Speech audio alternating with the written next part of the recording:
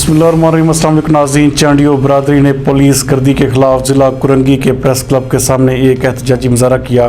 ہمارے نمائندہ خصوصی جاوید ابراہیم منگی کے مطابق پاکستان پیپلز پارٹی کے رہنما محب علی چانڈیو، لانگ چانڈیو، نظر چانڈیو، صدام چانڈیو اور دیگر چانڈیو برادری کے لوگوں نے اس احتجاجی مظاہرے میں بھرپور شرکت کی۔ اس موقع پر مظاہرین نے پلے کارڈز اور بینرز بھی اٹھا رکھے تھے۔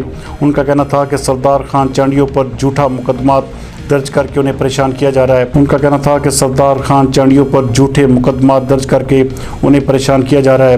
اس موقع پر انہوں نے پولیس گردی بند کرو کے نعرے بھی لگائے۔ انہوں نے کہا کہ ہم چیف جسٹس آف پاکستان سے مطالبہ کرتے ہیں کہ ہمارے سرداروں کو انصاف دیا جائے۔ وزیر اعلیٰ سندھ سید مراد علی شاہ سے اپیل کرتے ہوئے ان کا کہنا تھا کہ اس معاملے کا فوری نوٹس لیا جائے۔